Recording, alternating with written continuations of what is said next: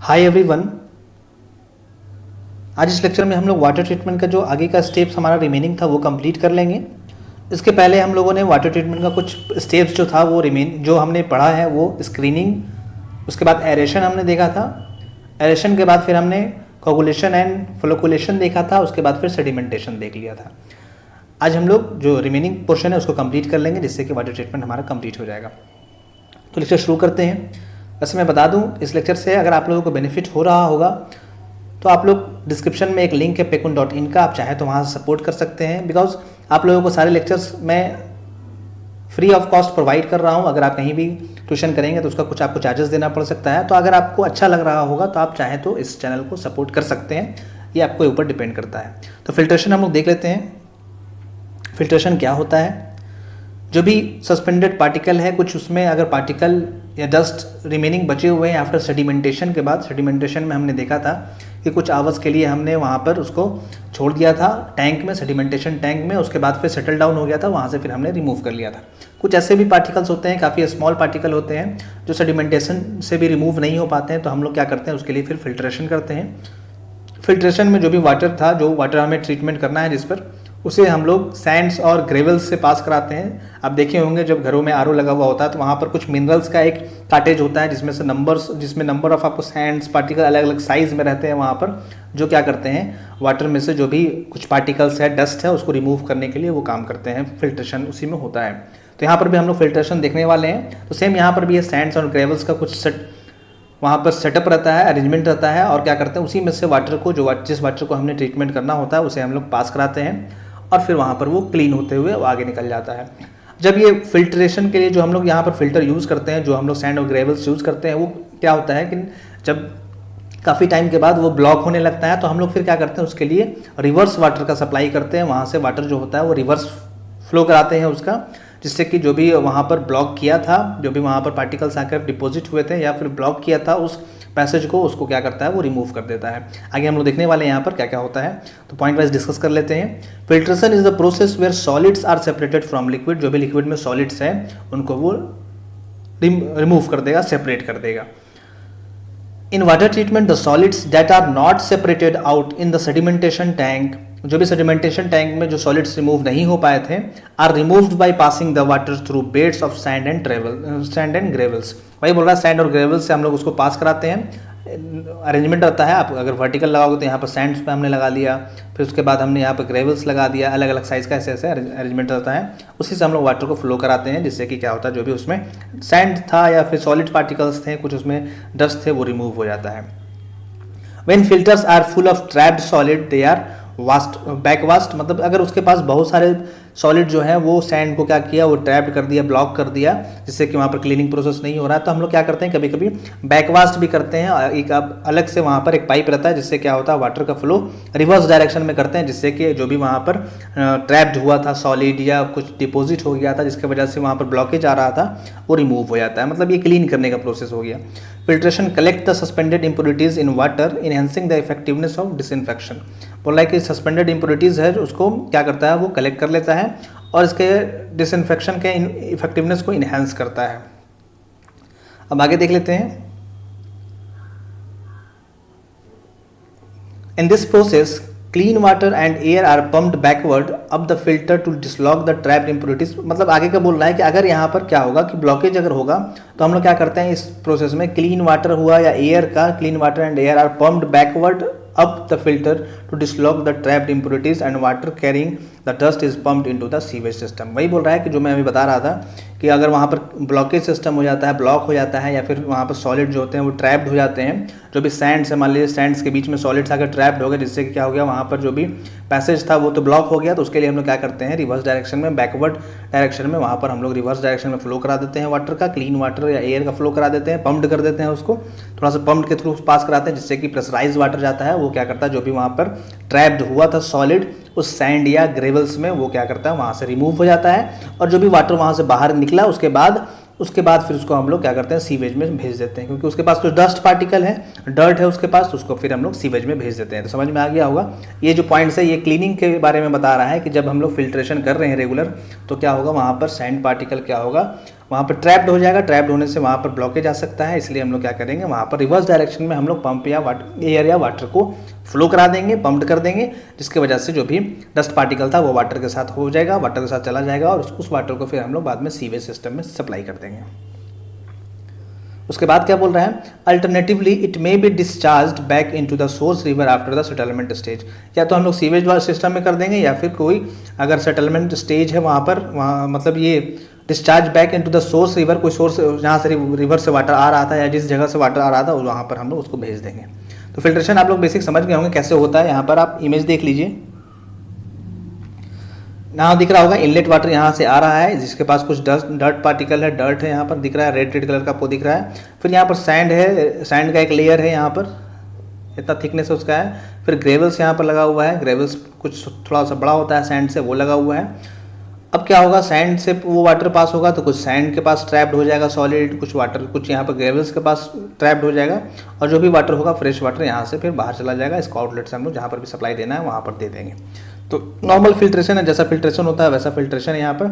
अब मान लीजिए कि यहाँ पर कुछ क्या होगा, ब्लॉकेज हो गया, यहाँ पर पार्टिकल्स फिल हो गए यहाँ पर रेड, तो क्या करते हैं उस केस में हम लोग यहाँ पर ये पाइप, एक्स्ट्रा पाइप लगा हुआ है, वही बोल रहा है pipe used to introduce backward water for cleaning filter, मतलब फिल्टर को क्लीन करने के लिए हम लोग यहाँ से ही पाइप से वाटर का सप्लाई करते हैं। यहाँ पर आउटलेट क्लोज कर देना है, यहाँ से फिर वाटर को ऐसे करके क्लीन करके बाहर जहाँ पर देना है वहाँ पर हम लोग सप्लाई कर देंगे, जहाँ पर भी सीवेज में भेजना है उसे, बिकॉज वो तो डर्ट पार्टिकल के साथ वाटर है तो उसको फिर कहीं ना कहीं हमें डिस्चार्ज करना होगा। ये क्लीनिंग प्रोसेस है। सिंपल है फिल्ट्रेशन, आप लोग समझ ही गए होंगे। सैंड या ग्रेवल से हम लोग पास कराते हैं वाटर को, जो भी उसमें डर्ट पार्टिकल अवेलेबल है वो क्या होता है, या जो भी सैंड उसमें या जो भी उसमें सॉलिड अवेलेबल है वो वहाँ से आपको कलेक्ट हो जाते हैं और कलेक्ट होकर फिर हम लोग रिमूव कर लेते हैं उसको। ये फिल्ट्रेशन था। अब इसके बाद का एक प्रोसेस हमारा बचा हुआ है, क्या बचा हुआ, क्लोरिनेशन बचा हुआ है, जिसको हम लोग डिसइंफेक्शन बोलते हैं। तो आगे देख लेते हैं हम लोग।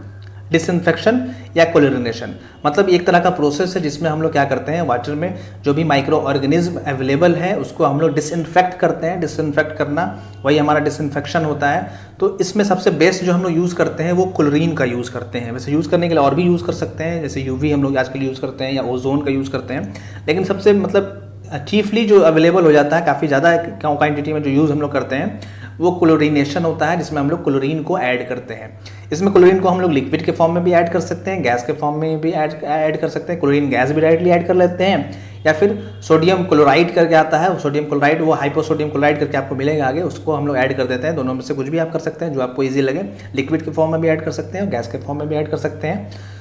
तो उससे क्या होता है, जो भी क्लोरीन है वो क्या करता है, जो भी उसमें इम्प्योरिटीज़ है, माइक्रो ऑर्गेनिज्म है, खासकर माइक्रो ऑर्गेनिज्म के लेयर को क्या करता है, उसका जो सेल का लेयर है, जो कवर है समझ लीजिए सेल का, उसको क्या करता है वो थोड़ा सा वीक बना देता है। वीक बनाने से क्या होता है, जो भी वहाँ पर माइक्रो ऑर्गेनिज्म थे, बैक्टीरिया थे, उनको वीक बनाता है। वीक बनाने से वो धीरे धीरे डेड हो जाते हैं, उनका फंक्शन जो होता है स्लो हो जाता है, वो डेड हो जाते हैं और फिर वो जिससे कि वाटर हमारा डिसइंफेक्शन फ्री, मतलब उसमें जो भी इन्फेक्शन था या जो भी माइक्रो ऑर्गेनिज्म थे वो वहाँ से रिमूव हो जाते हैं, वो डेड हो जाते हैं। डेड होने से फिर हम लोग क्लीन वाटर खुद यूज़ कर सकते हैं, मतलब उसको बायोलॉजिकली इफेक्ट करने वाला वाटर नहीं बचता है।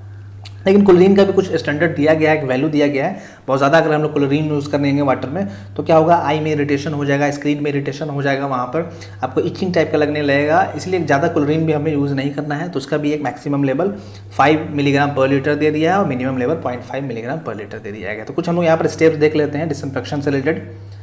After filtration, the water is disinfected to eliminate any remaining pathogen microorganism।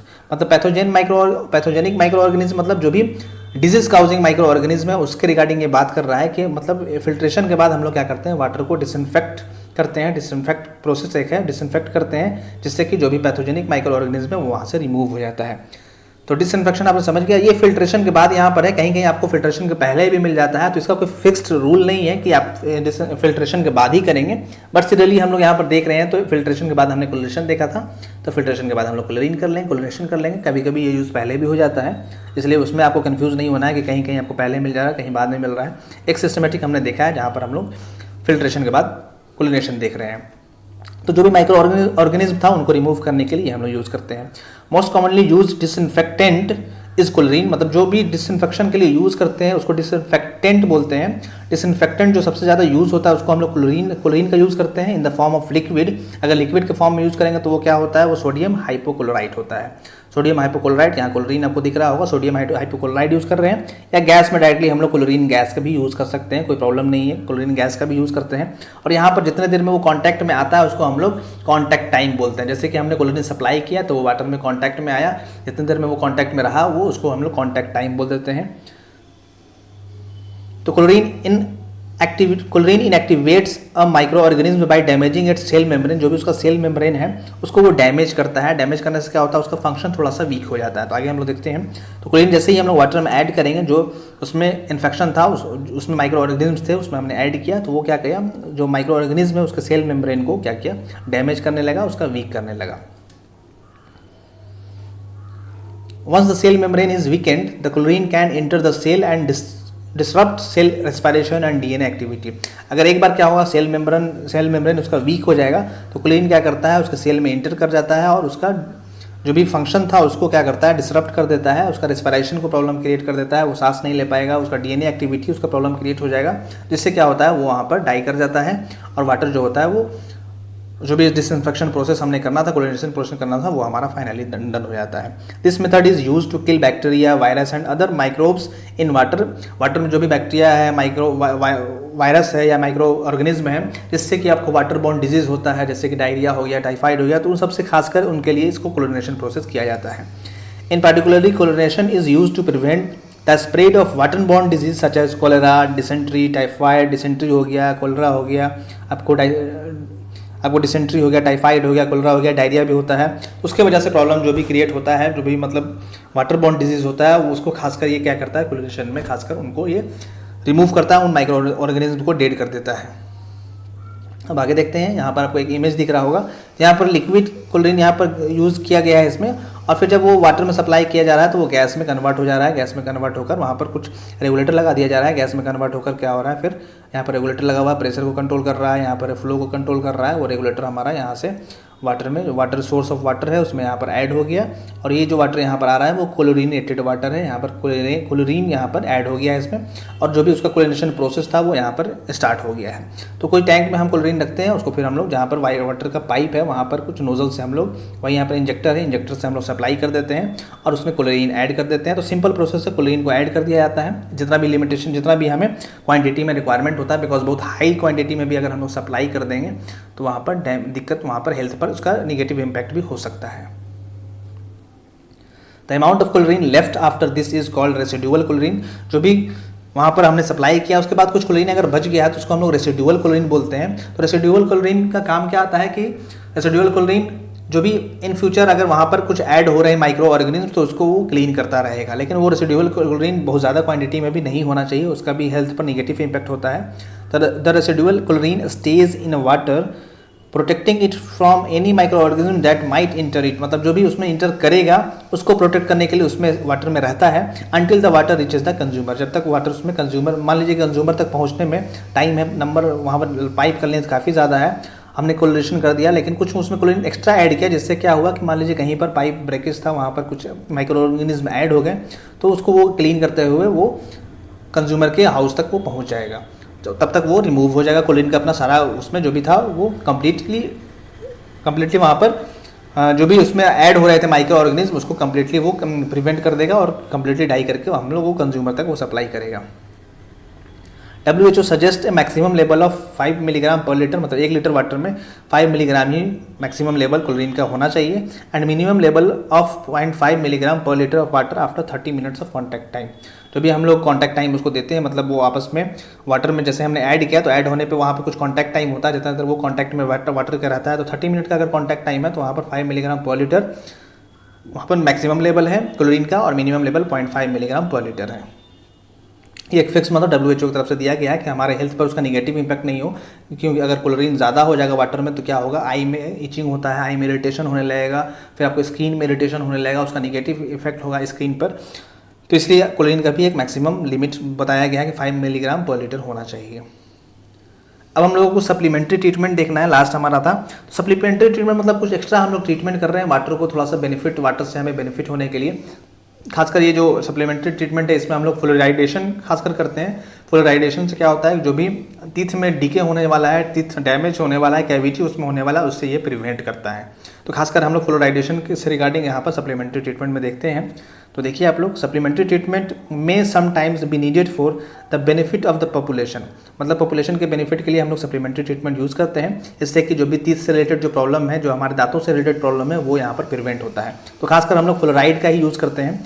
One such instance in the fluoridation of water where fluoride is added to water, इसमें मतलब फ्लोराइडेशन ऑफ वाटर जो है सबसे मतलब ज़्यादातर हम लोग प्रेफर करते हैं where fluoride is added to water, जहाँ पर हम लोग फ्लोराइड को वाटर में ऐड करते हैं। अब आगे देख लीजिए, supplementary treatment includes fluoridation of water to protect teeth, मतलब टीथ के प्रोटेक्ट के लिए हम लोग फ्लोराइडेशन करते हैं। आपको बता दिया, टीथ में जो कैविटीज़ होते हैं, जो डीके होता है, टीथ ब्रेक होने लगता है अचानक समय टाइम से पहले, तो सबसे बचाने के लिए हम लोग कुछ फ्लोराइड भी हमारे टीथ के लिए चाहिए होता है। फ्लोराइडेटेड वाटर, मतलब जो भी हम लोग फ्लोरीन ऐड कर दिए तो उसको हम लोग बोल देंगे फ्लोराइडेटेड वाटर हो गया, वो contains fluoride at a level that is effective for preventing cavity, जो भी कैविटी वहाँ पर होता है टीथों में, जो आपको वहाँ पर आपको कैविटी का फॉर्मेशन होता है, जहाँ पर पेन करने लगता है, तो उसको बचाने के लिए क्या करते हैं, उससे हम लोग को प्रिवेंट करने के लिए फ्लोराइड उसमें ऐड किया जाता है। दिस कैन अकर नेचुरली और बाई एडिंग फ्लोराइड, या तो नेचुरली भी ये फ्लोराइड उसमें ऐड हो जाए या फिर हम लोग कुछ ऐड कर दें उसमें, फ्लोराइड खुद से ऐड कर दें, तो दोनों तरीके से यहाँ पर फ्लोराइडेशन यहाँ पर होता है। आगे देख लेते हैं, the WHO recommended limit of fluoride in drinking water is 1.5 milligram per litre, मतलब जो फ्लोराइड उसमें होना चाहिए 1 लीटर में 1.5 मिलीग्राम से ज़्यादा नहीं होना चाहिए, और कम चाइल्ड के लिए जो होता है, चिल्ड्रन के लिए थोड़ा सा कम भी होता है, रेंज 0.5 से 0.6 के आसपास होता है। तो मैक्सिमम जो लिमिट बताया गया 1.5 मिलीग्राम पर लीटर होता है, कहीं कहीं आपको 0.7 मिलीग्राम पर लीटर भी देता है, यूएस में अलग कहीं डेटा मिल जाता है, तो ये कंट्री वाइज भी थोड़ा सा वेरी करता है। तो यहाँ पर मैं जो डेटा बता रहा हूँ WHO के जरिए जो प्रोवाइड किया गया है 1.5 मिलीग्राम पर लीटर 1 लीटर में होना चाहिए उसको फ्लोराइड का क्वांटिटी बहुत ज़्यादा होने से काफ़ी ज़्यादा प्रॉब्लम होने लगता है, दांत मतलब टाइम से पहले भी ख़राब होने लगते हैं अगर बहुत ज़्यादा अगर उसमें फ्लोराइड ऐड हो गया, और बोन से रिलेटेड भी वहाँ पर डैमेज हो सकता है, बोन से रिलेटेड भी एक डिजीज़ होता है, वो भी वहाँ पर स्केलेटन से रिलेटेड, बोन से रिलेटेड वहाँ पर डिजीज़ होता है। ज़्यादा हम लोगों को फ्लोराइड नहीं लेना है, इसलिए वहाँ पर लिमिटेशन भी दिया गया है, और थोड़ा सा क्वांटिटी में फ्लोराइड जाना भी चाहिए। उससे क्या होता है, जो भी डेंटल डीके होता है या डेंटल कैविटीज़ होता है, दांतों में जो कैविटीज़ होते हैं उसको वो प्रिवेंट करता है। तो ये हमने लास्ट 3 का देख लिया है। तो स्टार्टिंग में स्क्रीनिंग देखा, फिर एरेशन देखा, एरेशन के बाद फिर हमने कोगुलेशन एंड फ्लोकुलेशन देखा, फिर सेडिमेंटेशन देखा, फिर आज के लेक्चर में हमने फिल्ट्रेशन देखा, फिर क्लोरिनेशन, फिर सप्लीमेंट्री ट्रीटमेंट। ये हमने कंप्लीट कर लिया है। इसको एक बार आप रिकॉल कर लीजिएगा। इस रिलेटेड जो डाउट होगा आप कमेंट करके पूछ सकते हैं। मैं वीडियो कहीं पर स्टॉप करता हूँ। वीडियो देखने के लिए थैंक यू सो मच। इस रिलेटेड जो डाउट होगा आप कमेंट करके पूछ सकते हैं, या फिर टेलीग्राम ऐप डाउनलोड कर लीजिएगा, आप वहाँ पर भी क्वेश्चन आप पूछ सकते हैं पर्सनली। इंजीनियर सारा ग्रुप बना हुआ है, लिंक डिस्क्रिप्शन में प्रोवाइडेड है, आप चाहें तो वहाँ से ज्वाइन कर सकते हैं। लिंक पर क्लिक कीजिएगा, आप ग्रुप ज्वाइन कर लीजिएगा, या फेसबुक पेज का भी लिंक आपको डिस्क्रिप्शन में मिल जाएगा। आप चाहें तो फेसबुक पेज पर भी मैसेज का ऑप्शन दिया गया, वहाँ पर भी जाकर आप पर्सनली क्वेश्चन पूछ सकते हैं। या फिर अगर आप चैनल को सपोर्ट करना चाहते हैं, इससे पर्सनली बेनिफिट आपको मिल रहा है, तो आप कुछ चैनल को सपोर्ट करने के लिए, जिससे कि चैनल का इंप्रूवमेंट हो जाए, आप कुछ जाकर वहाँ पर एक paycon.com का लिंक है डिस्क्रिप्शन में, वहाँ पर जाकर आप paycon.in का लिंक है, वहाँ पर जाकर जो भी अमाउंट आप डोनेट करना चाहें चैनल के बेनिफिट के लिए आप कर सकते हैं। वीडियो देखने के बाद लाइक और शेयर ज़रूर कीजिएगा, और चैनल को सब्सक्राइब भी ज़रूर कीजिएगा। Thank you so much.